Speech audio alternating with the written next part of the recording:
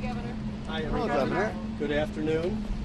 Just had a positive meeting with President Trump talking about the crisis on our southern border. As a border governor, we see this clearer than nearly anywhere of what's happening from both a humanitarian standpoint and a security standpoint on our border. Our nonprofits are overwhelmed and reaching the breaking point. And with summer coming very soon in Arizona and the temperatures rising, I'm concerned that any migrant that crosses the border can be in real danger. So it's for Congress to act on this issue. There are resources that are needed, and the border needs security measures. I'm talking about a wall, a physical barrier, boots on the ground, technology, and surveillance. But resources not only for border security, but also for the nonprofits, along with whatever changes are needed and necessary in the law so that these incentives don't remain for people to come across the border unnecessarily.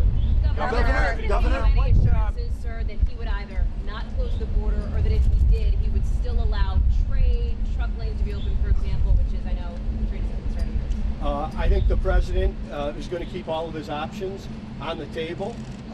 He's the commander-in-chief. I have a view from Arizona's perspective. He's got a universal view, and of course is working with Secretary Nielsen as well. But that decision, that final decision, is going to be his. Did you recommend that he close? I told him how I felt. Did you recommend that he close the ports I of told entry? him about our situation on the border, where our nonprofits were, how we needed help, and we needed Congress to act. I understand that Mexico's done some positive things today to help with the migration. So I think, like I said, the option remains on the table. So if he does close the border, what do you think will happen?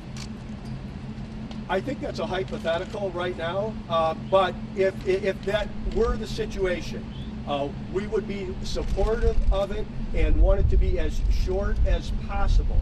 I don't see any reason why that should have to happen when all Congress needs to do is act on something that I think everyone, Democrat and Republican, knows is a real issue. The other issue I wanted to talk to the president about was the USMCA. Okay, I think that our trade with Mexico is incredibly important, but border security comes first. We've done both in Arizona. We've had our border strike force, and we've increased our trade with Mexico. It's over $16 billion and up 7.7%. There's no reason you can't do both. Arizona's done it, and now the United States Congress can do it. Governor, on the subject of actions to Congress, impact would be on it all depends on timing and those types of things. That's why I say if that were to happen, I'd want it to be as short as possible. But why doesn't Congress just act and we can solve the whole issue? Governor, do you agree with the president that we need to get rid of immigration judges? Do you agree with his view?